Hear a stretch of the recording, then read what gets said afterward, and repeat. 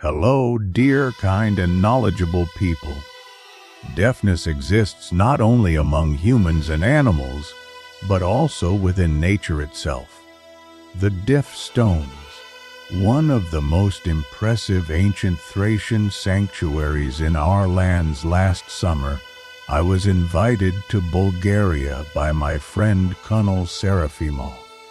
Together with him and close friends, we visited the Thracian sanctuary known as the Deaf Stones at the beginning of May, shortly after we had become closely acquainted with Villa Armora.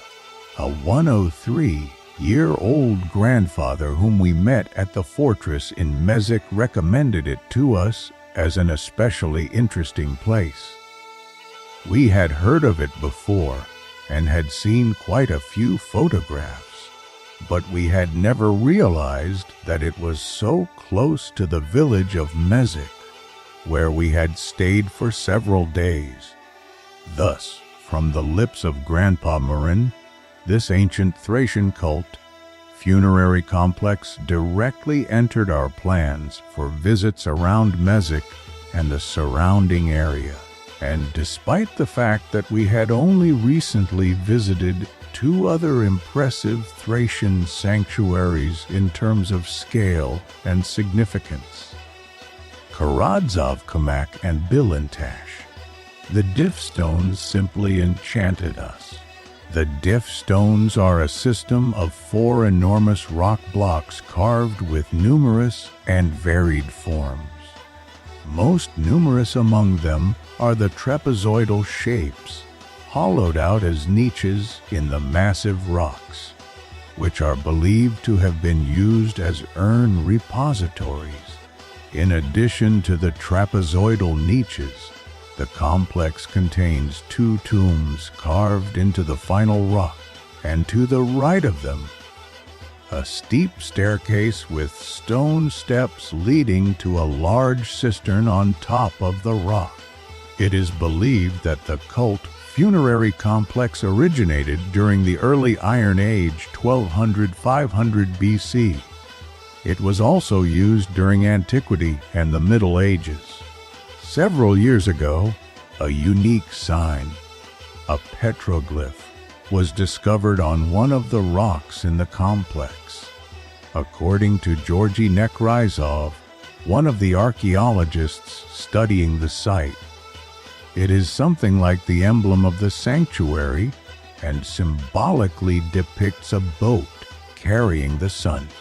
The name of the place, the Deaf Stones, is associated with the fact that there is no echo there.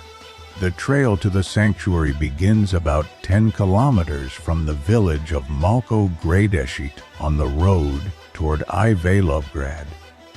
This is the Lyubimets Ivalovgrad road. There is a sign marking the site, a small turnout, a gazebo, and a sufficiently wide place for parking. From this gazebo to the rock complex, one walks about 2 kilometers on a broad dirt road without major elevation changes. The trail, a cart road leading to the Deaf Stones, is very well marked, with both signs and trail markers. Although the trail is wide, it is not suitable for passenger cars. The soil is simply too soft. In places there are large uneven sections, and after rain it becomes very muddy. The path is very easy to walk, because it is almost flat, as I already mentioned. Therefore, the distance from the road to the sanctuary can be covered in half an hour if walking at a faster pace. As we headed toward the sanctuary, I was firmly determined not only to examine it in detail, but also to find the above-mentioned petroglyph emblem. From what I had read in various articles, it was not clear where exactly this symbol was located. The first large rock of the complex appeared almost suddenly.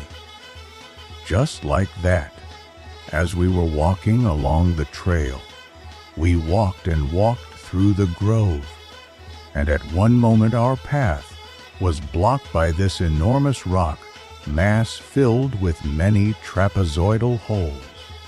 First came the feeling of surprise at what we saw, and shortly afterward, reverence for this sacred place.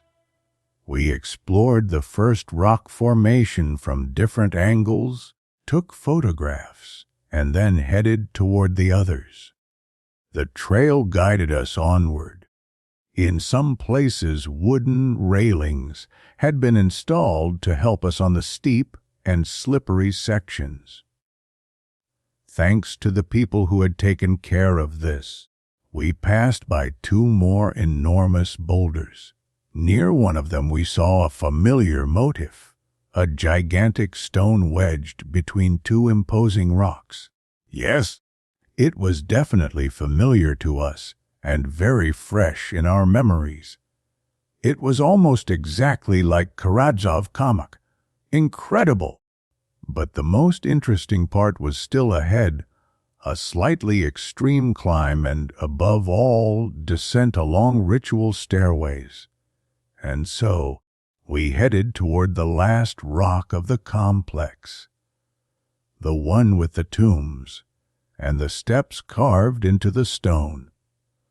First we examined the two tombs at the base of the rock, and then, gathering our courage, step by step we climbed to the top of the rock using the stone stairs.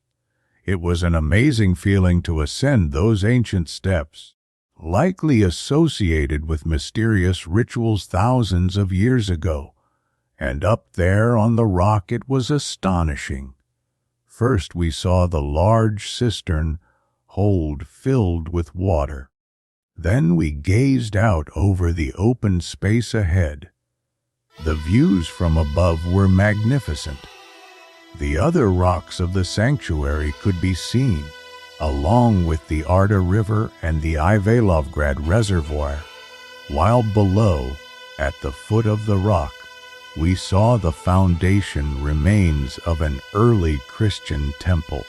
We even had a bonus, a rainbow above the Ivalovgrad Reservoir.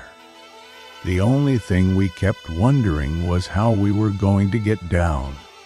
Well, we did descend, but it was terrifying and full of adrenaline. After the stone stairs, we turned around and began our return. Our exploration of the site was coming to an end. Beyond that point, there was simply nowhere else to go. A day later, at the museum near the Alexandrov tomb, we were told that these stairs had been constructed in such a way that a person would climb them bent over as a sign of reverence toward the Thracian chieftain buried in the carved rock. Based on our own experience, we added that the descent is even more interesting and potentially ritualistic because one's backside takes the most active role in it. Throughout the entire time during which we explored the Thracian sanctuary, I constantly searched and examined the rocks for that mysterious petroglyph, symbol of the complex. Here a symbol, there a symbol, but it was nowhere to be found, despite the fact that I carefully inspected everything I saw. And oh, joy!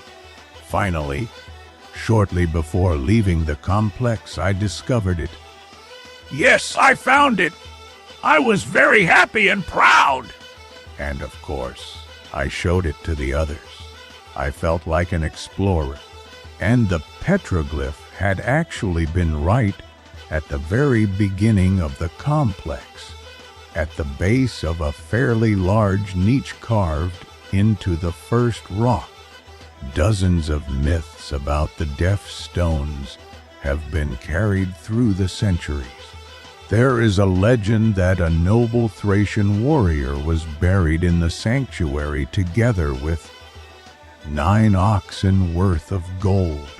The tradition says that he was laid to rest around St. Nicholas Day, and every year on December 6, the Thracian gold would appear and shine brightly from the summit. Belief in this legend and greed have for years made the place attractive to illegal treasure hunters.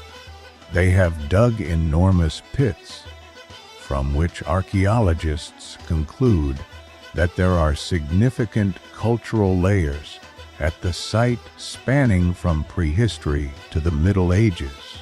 It is also claimed that the date of the winter solstice was the most magical time for the sanctuary, whose symbol is the petroglyph.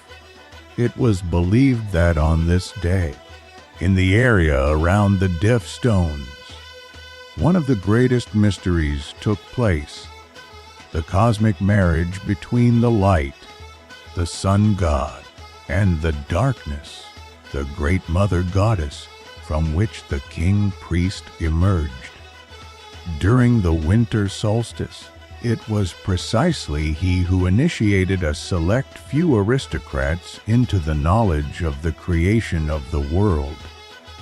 This took place in the carved womb cave, which is also hollowed into the rocks.